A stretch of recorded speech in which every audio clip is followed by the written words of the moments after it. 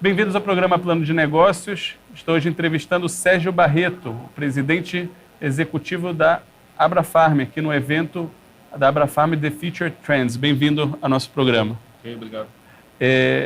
Conta um pouquinho para nossos ouvintes, primeiro, o que é a Abrafarm, quais são as missões que vocês têm? A Abrafarm é a Associação Brasileira das Redes de Farmácias e Drogarias, né? É uma entidade que está fazendo 25 anos esse ano, 2016. Ela foi fundada por 6 empresários, seis grandes redes do Brasil na época, porque eles se sentiam mal representados pela maneira como as farmácias eram representadas, né? As farmácias sempre foram representadas por associações que envolviam as pequenas farmácias. E então, quando esse pessoal, por exemplo, ia para Brasília, para uma reunião com o ministro, alguma coisa, sempre recebeu de volta: mas vocês não têm farmacêutico, mas vocês não seguem a legislação e tal. Então, esses empresários se sentiam muito incomodados. E aí disseram: olha, vamos fundar uma associação, uma coisa que tem uma carta de princípios, que tem uma série de regras para entrar na associação. Eles não se sentiam representados, essa é a verdade. Representados, na verdade, com a forma como as coisas aconteciam, né? E daí resolveram fundar a Abrafarm, criaram uma carta de princípios, e para entrar na Abrafarm era uma coisa bem difícil. Então, isso começou com 6 empresas. 25 anos depois, a gente cresceu para 27, ou seja, não é muito, considerando que no Brasil tem 72 mil farmácias. Nós estamos falando de 27 empresas que temos 72 mil CNPJs de farmácias? 72 mil estabelecimentos, portas abertas, né, de farmácias. Mas quantas dessas 27 representam dessas 72 mil? Essas 27 tem 6 mil farmácias. Olha, então tem muitas outras lojas abertas, mas tem 43% do mercado. Aí o mercado é assim: nós temos 72 mil farmácias no Brasil, a grande maioria é pequena farmácia. Você tem 12 mil farmácias de rede. 6 mil estão na Abrafarm, são essas 27 empresas, tem 43% do mercado. Tem mais umas 6 mil farmácias que não estão na Abrafarm por vários motivos, 6 mil de rede. Tem mais uns 10% do mercado. Então, nós temos rede com 56% do mercado e independentes com 44% do mercado. Sendo que as independentes são 60 mil farmácias, ou seja, a grande maioria. Uma farmácia de rede da Abrafarm vende 15 vezes mais do que vende uma farmácia independente. Então, é um universo totalmente diferente. É por causa que elas dominam os grandes centros, as grandes capitais, ou é a organização de uma empresa com várias lojas? É o formato do negócio. Na verdade, o que a gente só está em 600 cidades. Então, nós vamos considerar que o Brasil tem quase 6 mil municípios, nós estamos em 600, 10% dos municípios. E essas lojas, elas têm um perfil totalmente diferente. Então, primeiro você tem uma administração centralizada, um centro de distribuição próprio, que é uma coisa importante. Temos uma grande rede, a maior rede que a gente tem, que é a Rádio Drogasil, tem 9 centros de distribuição. Então, ela compra da indústria, é como se ela fosse distribuidora de si mesma. Ela junta aquilo tudo num local, CD, em vários locais, e distribui para si mesma. Então, isso garante que ela não tenha falta de produto, que a ruptura seja a mínima possível, que ela tenha pleno domínio sobre tudo que ela coloca na loja. Então, isso faz uma diferença muito grande, né? Também formato de loja, volume, assim, essas redes todas operam em lojas. A gente tem uma rede no Brasil, lá em Minas Gerais, que tem lojas de 1.200 metros, 800 metros. Fantástico. Não é o típico do Brasil, mas são lojas tão grandes quanto as grandes das histórias americanas, né? A rede Araújo, que é a nossa associada. Então, assim, cada uma tem uma característica própria, mas sempre nesse tom. Tem um centro de distribuição, tem uma gestão diferenciada, lojas maiores do que a média, gestão por categorias, uma série de tecnologias que faz com que se diferencie da loja independente. Agora, o que ele te trouxe, Sérgio, para a presidência? Por que você decidiu ser presidente da Abrafarm, ou se candidatar, ou a forma que isso funciona? A Abrafarm, assim, eu na verdade fui do varejo, né? Fui de uma rede chamada Pague Menos, que hoje é a maior em termos de representatividade nacional, está em todos os estados, mas é a terceira do ranking, tem 800 lojas. Então eu fui diretor de operações de marketing dessa empresa durante 10 anos. Eu que fiz toda a expansão, entrei na loja 40, saí na 280. Que incrível. E montei toda a parte de expansão, fiz toda a estratégia de marketing dessa empresa. E em 2000, no ano 2000, a Abrafarm teve um incidente, né, assim, político, na época da CPI de medicamentos, tá, um posicionamento complicado nessa época, então teve que refazer toda a estrutura. E eu que já estava saindo da rede, que eu queria ir ter uma outra carreira, aí o presidente, então, Deus mais, olha, fica no mercado e então vai para a Abrafarm, né? Eles me contrataram, eu estou aqui há 16 anos já me contrataram para mais 4. E eu já estou dizendo, olha, estou quase me aposentando. Estou fazendo 30 anos de varejo esse ano. São ciclos de 4 anos a presidência na Abrafarma? São 2 anos. 2 anos. 2 anos. E aí, dessa vez, me convenceram a ficar 4 anos e renovável por mais 4. Provavelmente vai ser meu último ciclo, porque aí eu acho que já vou estar com 38 anos de mercado, né, de varejo, e vou querer fazer outra coisa. Qual é a agenda da Abrafarma? O que vocês estão principalmente querendo conseguir frente ao Legislativo e ao Executivo em Brasília? A Abrafarma, ela tem muito um olhar para fora, né? Eu acho que esse é um dos sucessos nossos. Por exemplo, desde 2002, todos os anos, eu levo nesses 27 CEOs, nesses 27 presidentes, eu levo para missões internacionais. Para missões internacionais? Por quê? Para estudar o que eles estão fazendo lá fora. Para estudar o mercado fora. Então, a gente vai muito aos Estados Unidos, esse ano fomos ao Japão, ano que vem provavelmente nós vamos para Hong Kong, a gente vai para o Canadá, a gente já foi para França, Espanha, Inglaterra. Então, a gente tem um olhar muito fora do Brasil. Ou seja, como o varejo mundial, atendendo às tendências, respondendo às tendências globais, como que o varejo está respondendo a esses desafios. Porque apesar de a gente ter um problema ainda regulatório, né, o varejo do Brasil não é atrasado, mas ele sofreu durante muitos anos muitas amarras. Por exemplo, até 2013, 2014, quando finalmente o Supremo Tribunal Federal decidiu que a farmácia pode vender qualquer coisa, né, produto de conveniência, a gente tinha um embate muito grande com o legislador, com vigilância sanitária, com a então diretoria da Anvisa. Isso rouba uma energia, drena uma energia muito grande do meu negócio. Então, o empresário, o que foi que a gente montou então? Um olhar para fora, né? Então, a gente faz missões internacionais, faz coisas internacionais no Brasil. A gente, em novembro, vai fazer um evento de 4 dias com 2 grandes especialistas em finanças e marketing da Babson University dos Estados Unidos, que dão curso em Singapura, por exemplo, na Inglaterra. Vão vir ao Brasil? Vão vir ao Brasil para falar para 180 pessoas, nossos executivos, no programa de imersão em varejo. A gente faz coisas fora, faz coisas aqui, faz o Abrafarma Future Trends, como vocês estão vendo, faz o Weekend Experience, vários eventos para farmacêuticos, que são os road shows. Então, esse olhar para fora, ver o que está acontecendo lá fora e tentar replicar o que é de bom e essa tendência. Por exemplo, por que a gente foi para o Japão? O Japão é o país que tem mais idosos no mundo. E no Brasil, 1 milhão de pessoas, todos os anos, ultrapassa a barreira dos 60 anos. Então, a gente vai se deparar com esse problema mais sério daqui a poucos anos. Então, tem que olhar esse olhar do idoso, esse olhar da adesão ao tratamento, é um olhar que você consegue ter olhando, assim, observando o que está acontecendo fora. Senão você fica muito preso à barreira regulatória que tem aqui. Então você tem que ser meio disruptivo, né? Então a Abrafarma ela tem esse papel de ser disruptiva, e aí a gente leva o pessoal. Vou te contar rápido como que é uma missão, por exemplo. A gente está no melhor hotel da cidade, né, que vai fazer uma série de visitas, workshops, mas a gente, por exemplo, não toma café no salão de café do hotel, a gente toma café numa sala separada. A gente começa a trabalhar às 7 horas da manhã, né, e está todo mundo junto na mesma sala, concorrentes. Mas como que é isso? Trabalhar com concorrentes juntos? É uma coisa que, na Abrafarma, isso é muito interessante. O presidente do conselho fala assim, a gente é competidor no CNPJ, mas a gente é amigo no CPF. Né? Então, assim, a gente não mistura amizade com o negócio. Então, e eles aprendem muito uns com os outros, é uma coisa muito bacana isso. Talvez essa seja a coisa que mais diferencia a Abrafarma, esse ambiente que a gente conseguiu criar de aprendizado juntos. Então, a gente vai ver as mesmas coisas, discute como que a gente faz isso, e cada um tem a sua lição de casa de internalizar isso do seu modo, né? E propor. Então, esse congresso aqui é um congresso, por exemplo, altamente inovador, porque você vai ver em todas as palestras o melhor cara daquela área. A gente está trazendo o melhor cara de plataformas digitais, né, que entende disso do mundo, que vem falar aqui amanhã para a gente. Então, assim, a ideia de que eu estou vendo as melhores coisas e tentar internalizar e entender. Aí, qual é o link que a gente faz com a regulação?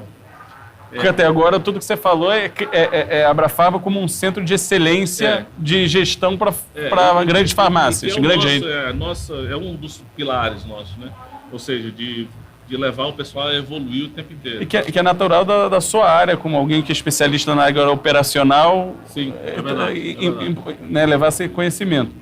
Agora, como a gente linka isso com o regulatório? Bom, então, ao mesmo tempo que a gente observa o que está mudando em termos de tecnologia, tendência, estratégia, a gente também tenta entender como que eles conseguiram chegar lá. Ou seja, quais foram os pontos que eles precisaram intervir, né, dentro da realidade deles, externa, E como que a gente consegue fazer isso aqui? Então, a gente consegue fazer esse link com a agenda regulatória brasileira. Então, a gente tem uma agenda nossa do que a gente acha. E não é uma agenda da Abrafarma, é uma agenda para a saúde como um todo, né? Nesse caso, a gente não é nem um pouco egoísta, assim. A gente tenta pensar o varejo como um todo, em termos de saúde, né? Do varejo farma. Não é que eu defenda a pequena farmácia, mas a gente defende qual é o posicionamento que a farmácia, de um modo geral, deve ter. Então, por exemplo, o projeto da assistência farmacêutica, que a gente lançou 2 anos atrás, 3 anos atrás, a gente viu que isso é uma coisa que ia acontecer fora. Nos Estados Unidos, várias clínicas em farmácias. É uma ideia mais preventiva. Exatamente, né? exatamente, de adesão ao tratamento. A gente viu isso no Canadá, viu isso na Europa. Aí a gente veio para o Brasil e disse, mas não tem uma lei aqui, então nós fomos fazer a lei. Então daí nasceu a lei 13021, fomos trabalhar com todos. Já foi sancionada? Foi em 2014. Perfeito. E agora a gente está trabalhando para a Anvisa em alguns pontos que precisam de regulamentação, porque o Brasil é uma coxa de retalhos. Cada estado pensa de uma maneira, então a gente está tendo que regulamentar a sala. Mas aí o que foi que a Abrafarma fez? Criou um modelo. Então, contratei um pós-doutor em farmácia, criamos 1.050 páginas de tecnologia, de conteúdo científico, criamos um curso de pós-graduação profissional, criamos toda uma caixa de ferramentas que a farmácia poderia adotar, criamos um modelo de negócios. Temos aqui na feira, em exibição, um cubo, que é uma sala de serviços de 9 metros quadrados, como deveria ser uma sala, uma ideia de como deveria ser essa sala, como esse serviço deveria ser prestado. Em 2 anos, isso não existia no Brasil, nós já temos 650 salas montadas, funcionando, atendendo a população, atendendo milhares de pessoas. Agora, um novo centro de negócio, um novo centro de lucro. Agora, o que eu tenho que fazer? Conseguir a regulamentação que dê suporte a essa realidade que já foi criada. Vamos conversar mais sobre a agenda. Você está falando sobre essa área de saúde, existe também muita crítica sobre tributos na área de saúde. Se a saúde é universal e a gente dá valor à vida, né? Então, porque se tem tributos muitas vezes tão pesados nessa área, é algo que a Abrafarma defende ou fala essa área já não é... A gente tem uma bandeira grande, a gente fez 2 campanhas.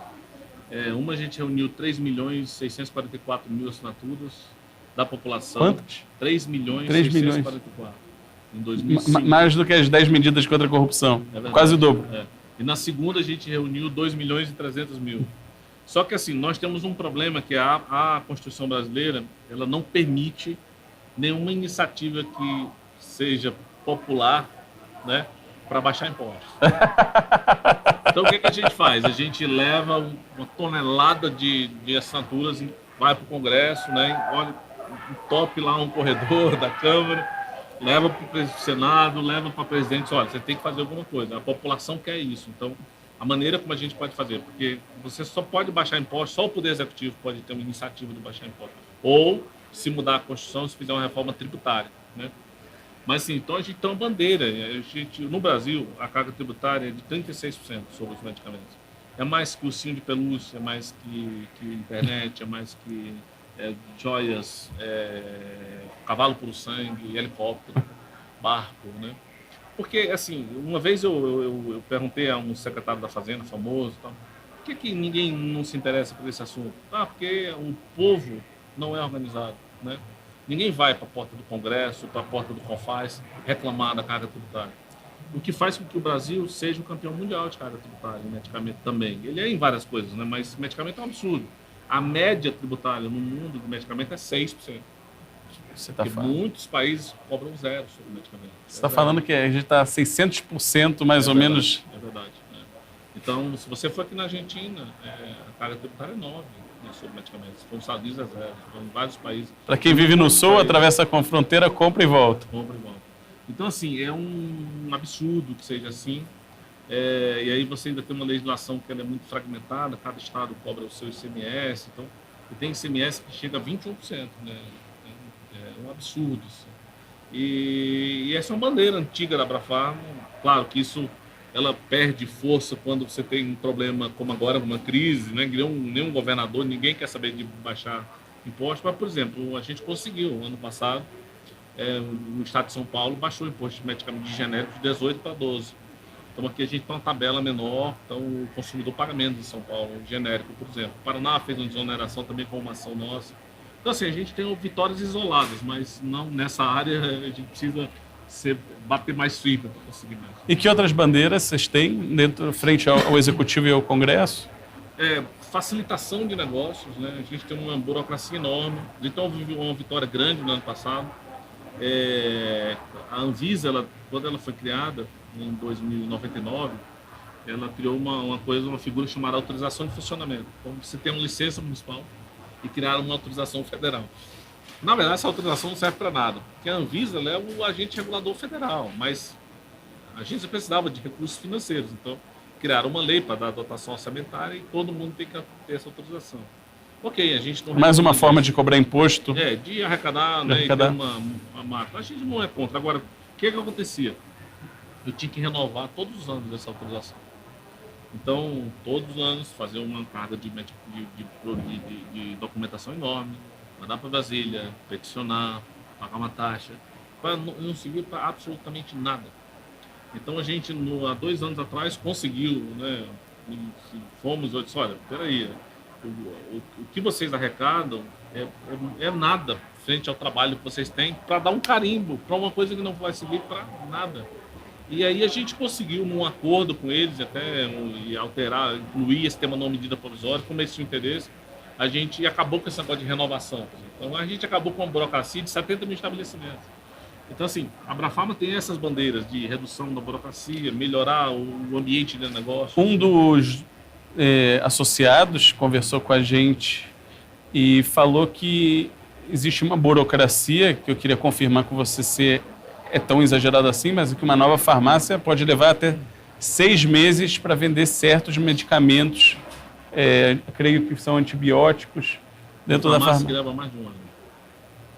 Se o município não vai lá fiscalizar, porque não tem fiscal, e às vezes o empresário chega desesperado, né, que ele quer abrir um negócio dele, eu mando um carro te buscar, não posso. Eu pago o seu táxi, não posso. Só que não tem fiscal suficiente, não tem tempo suficiente para ir lá. Às vezes fica mais de 1 ano.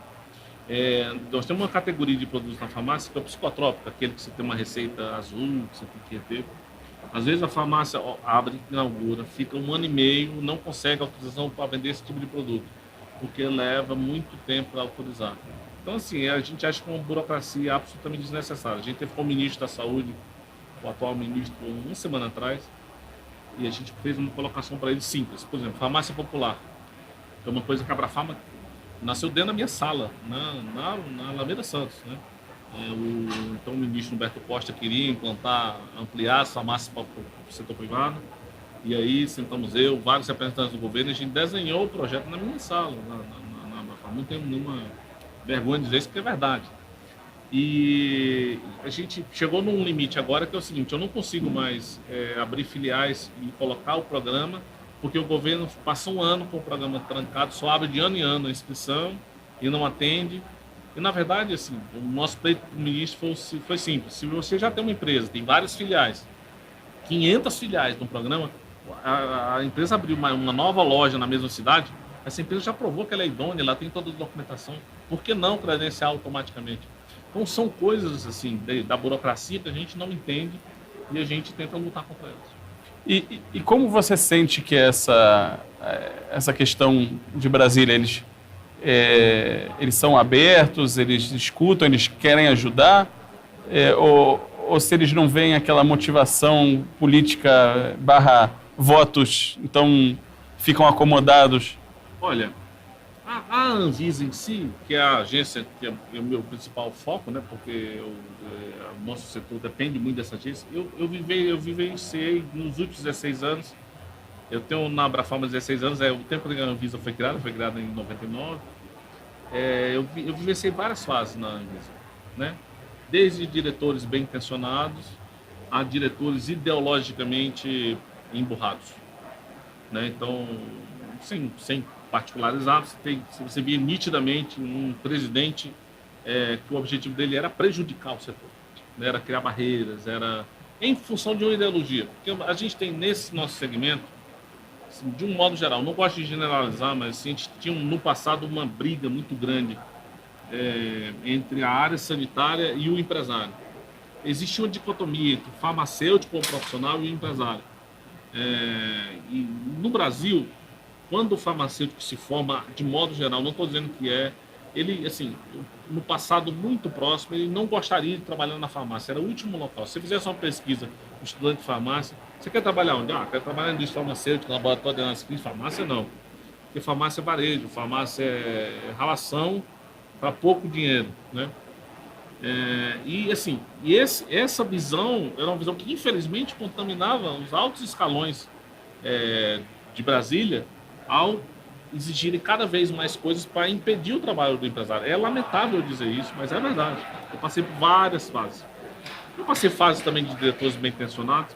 Eu diria que sim, nós estamos tendo agora no Brasil, na Anvisa, o diretor mais, digamos assim, mais interessante que passou pela Anvisa, o presidente, né, que é o Jarbas Barbosa, que ele foi do setor regulado, ele foi regulado e ele sabe o que sabe dos problemas, uma né? burocracia mal feita e normas atrasadas podem causar com um setor como esse nosso. Assim, nesse momento eu vejo muito boa vontade de querer resolver os problemas. O que o pessoal de Brasília acho que tem que entender é que mais regulamentação é menos pessoas trabalhando, né? Porque o setor não consegue crescer com todo o seu potencial, você está reduzindo o número de pessoas que estão servindo clientes finais. É verdade. Infelizmente, assim, como existe essa dicotomia, eu sou o regulador, você é o regulado, é uma coisa que existia muito forte, né? Você acaba criando essa não parceria. Quando eu falo que a gente vai muito para fora do Brasil, a gente vê exatamente o contrário. Você não vê uma briga entre o agente regulador nos Estados Unidos, por exemplo, e as farmácias. Eles estão trabalhando juntos para melhorar o negócio, para melhorar o ambiente, para melhorar o ambiente onde o farmacêutico... Mas onde está a essência do problema? Eu entendo, mas onde é a causa? A ideológica? O curso de farmácia é um curso, como eu falei, assim, o farmacêutico, ele é formado, ele não quer trabalhar na farmácia, né? E, assim, desde o primeiro dia na sala de aula, ele escuta o professor dizendo, olha, a farmácia que existe hoje, você não deveria trabalhar lá, você teria que ter seu próprio negócio, teria que trabalhar numa coisa mais nobre, como se nós não fôssemos uma função nobre. Então, infelizmente, você tem um problema de formação aí, já você fala com a indústria fala, mas sem as farmácias a gente não existe. Não existe, né? Então, estou dizendo, é uma coisa esquizofrênica.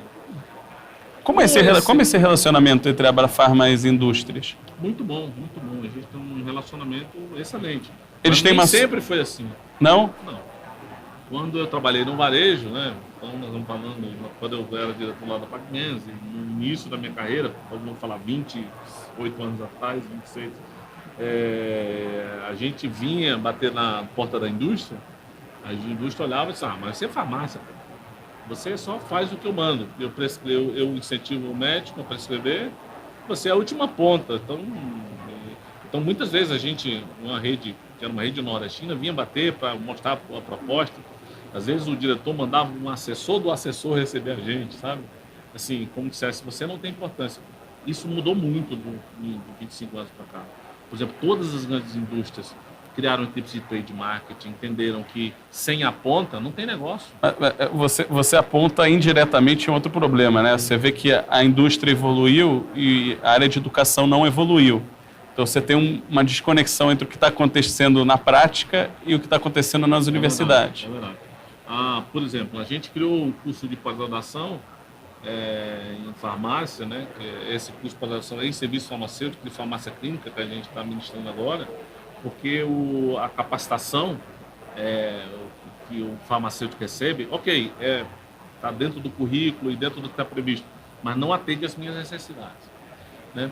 E, ao mesmo tempo, olha que coisa, eu criei uma crise de ciúmes, porque essa sempre foi uma bandeira dos conselhos de farmácia, das entidades que defendem o profissional.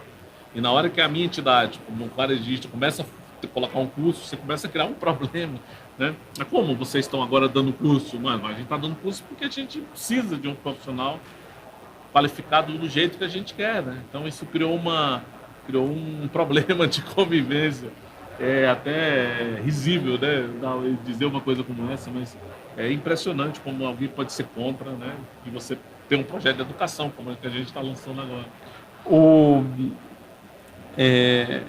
A gente conversou um pouquinho desses desafios. Eu posso escutar que o próprio mercado de farmacêutico parece que evoluiu muito. Eu posso dizer que há 16 anos atrás eu fui num dos shoppings mais conhecidos de São Paulo, pedi um remédio para a garganta e recebi um remédio, eu desmaiei depois que eu tomei esse remédio. E quando eu fui para um médico, ele falou que ele nunca poderia ter te dado aquele remédio. Isso daqui é só com prescrição e é para casos muito, muito raros.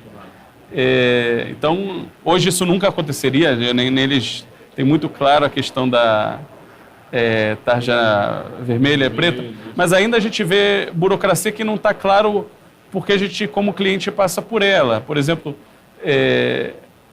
tem que escrever à mão todos os dados pessoais, CPF, nome, endereço, num papelzinho para poder comprar um remédio tarja vermelha ou preta, que assim...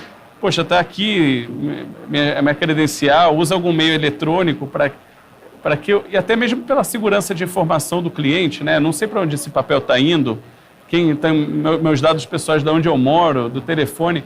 Isso é um problema da farmácia ou isso são mais uma regulamentação antiga da Anvisa? Vou piorar ainda mais a sua situação.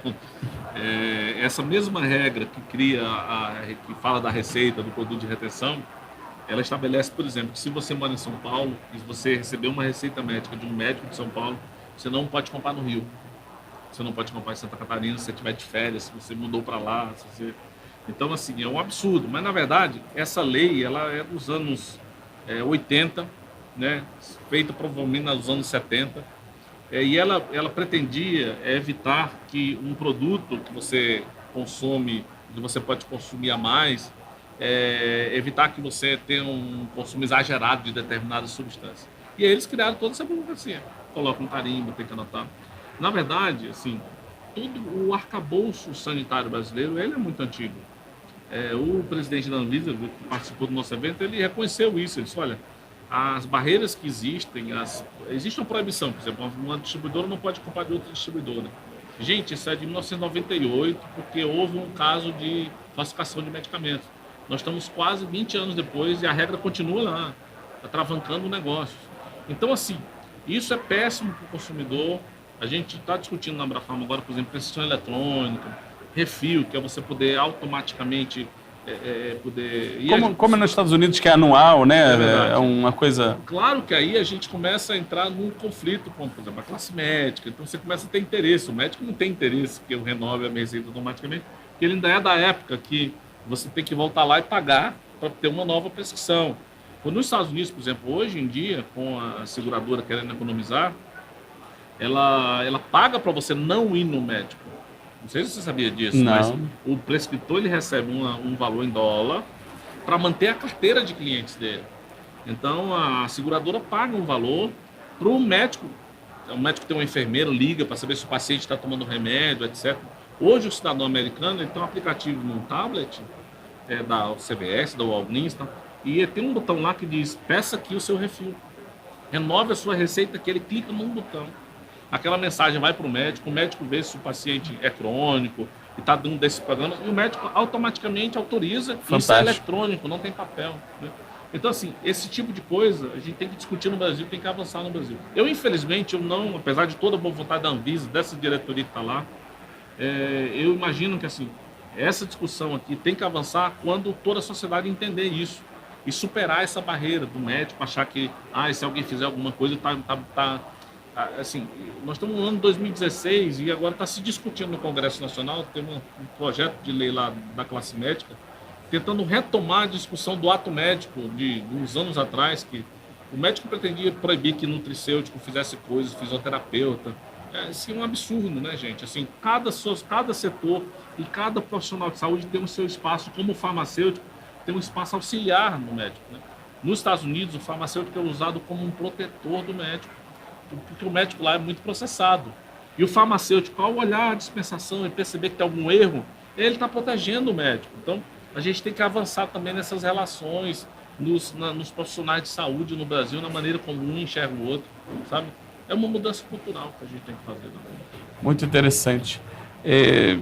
Sérgio, eu tenho a sensação que não vão deixar você se aposentar tão cedo. Eu queria te agradecer muito por vir aqui no nosso estúdio e por nos permitir aqui cobrir o seu evento. Foi um grande prazer. Para vocês que têm pergunta para o Sérgio, por favor, mandem para produção.planodenegócios@megabrasil.com.br. Muito obrigado, Sérgio. Foi um grande prazer tê-lo aqui.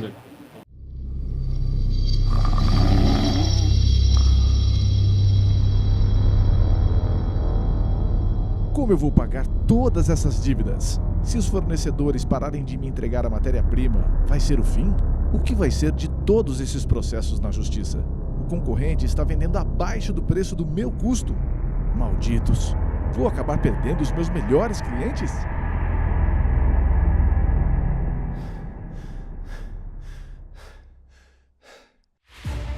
Pense com calma. Você não está sozinho. Conselho Consultivo Sky Group. Decisões de impacto começam aqui. 11 2847 4969. info@skygroup.com